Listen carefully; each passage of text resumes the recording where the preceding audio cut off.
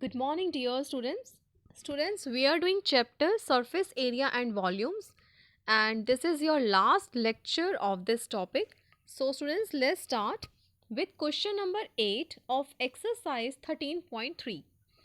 Water in a canal 6-meter wide and 1.5-meter deep is flowing with a speed of 10 km per hour. How much area will it irrigate in 30 minutes if 8 centimeter of standing water is needed?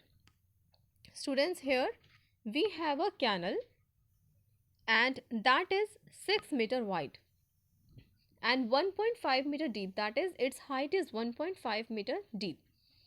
Its length is not given, and here water is flowing with a speed of 10 km per hour. So students, in this way we can observe from 10 km per hour means in 1 hour water cover 10 km distance. So we need to find how much area will it irrigate in 30 minutes if 8 centimeter of standing water is needed. So let's start. Canal is in the shape of a cuboid where breadth and height are given, and also speed of canal is 10 km per hour. So students, in this way we need to calculate first the length. Length of canal in 1 hour must be 10 km because it is given that speed is 10 km per hour. So students, in 1 hour water cover the distance 10 km. So according to 1 hour it must be 10 km, and 1 hour is equals to 60 minutes. So here in 60 minutes length of canal will be 10 km. But here in this question we have 30 minutes of time.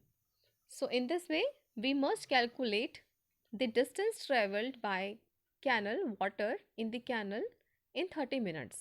For that we use the unitary method. Length of canal in 1 minute is equals to 10 over 60 kilometer. And now length of canal in 30 minutes, then we multiply with 30, and by calculating this we get 5 kilometer. But notice one thing, that all the dimensions are in meter. So we must convert kilometer in the form of meter. And we know that 1 kilometer is equals to 1000 meter. So in this way we will write here 5000 meter. Now volume of canal is equals to L into B into H. Now using the values we get 5000 into 6 into 1.5 cubic meter. Volume of water in canal must equal to volume of area irrigated, because in this statement it is given that water that is flowing in 30 minutes will required to use for standing water. Okay, and that will be height of 8 centimeter. So height is given, okay, and we need to calculate the area. If we multiply L into B into H, that becomes the volume. But students, if we discuss about only L into B, this is the formula of area of rectangle. So we need to find the how much area will be irrigated. So we can also write volume of area irrigated as area irrigated multiplied with height, because formula of volume is L into B into H, and we write here L into B as area. So here using the above values, and 8 centimeter will be converted in form of meter.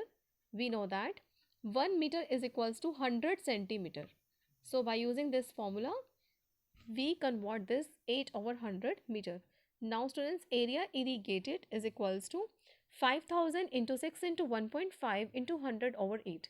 By solving this we get 5 lakh 62,500 square meter. Now they asked to find, if they asked to find the area in hectares, then 10,000 square meter is equals to 1 hectare. So here we put 1 over 10,000. In this way we get 56.25 hectares, that will be area irrigated.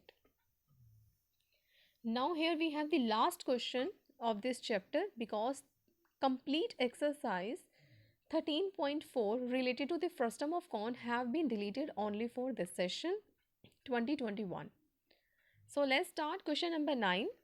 A farmer connects a pipe of internal diameter 20 centimeter from a canal into a cylindrical tank in her field, which is 10 meter in diameter and 2 meter deep.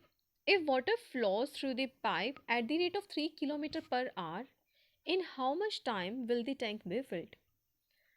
In this question, we have a farmer, and that farmer connects a pipe of internal diameter, that is 20 centimeter. Here is the pipe, and pipe to the cylindrical tank, and diameter of the cylindrical tank is 10 meter and its height is 2 meter. If water flows through the pipe at the rate of 3 km per hour, that is in 1 hour, water covered distance of 3 km. This is the speed. Okay. And now we need to calculate in how much time will the tank be filled. So let the length of the pipe for filling whole tank be h meter. So volume of pipe is equals to volume of tank.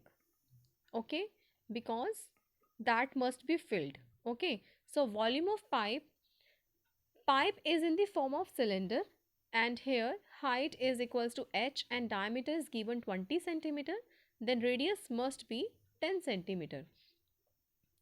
So here the dimensions are in meters, so we convert centimeter into meter, so that we write here 10 over 100 m.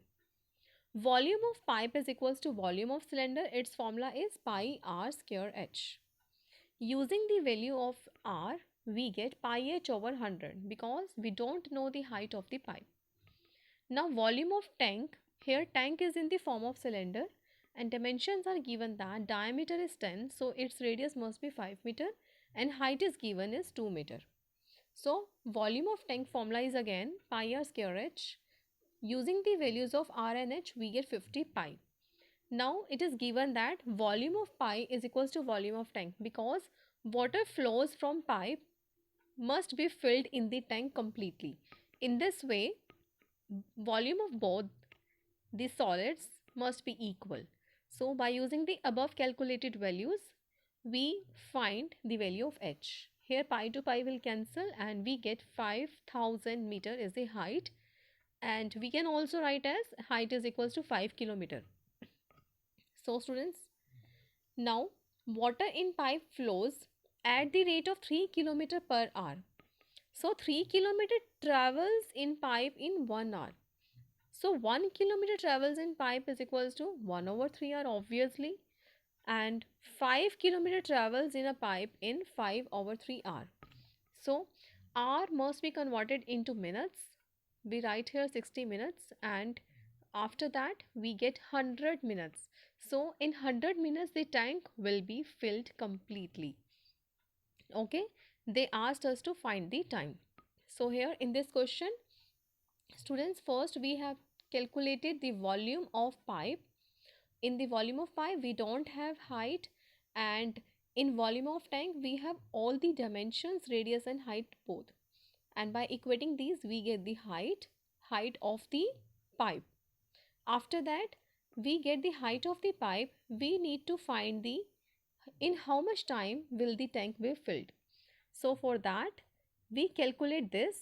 For 5 kilometer travels pipe in 5 over 3 hour, but only you have to just convert into minutes, then this is your answer. So students, in this way hopefully all of you get understand the surface area and volumes. Now you can observe here that this is very useful and this is practically chapter. You can use this in your daily routine life. So if you like my video, then please like, share and subscribe. Thank you for watching the complete video.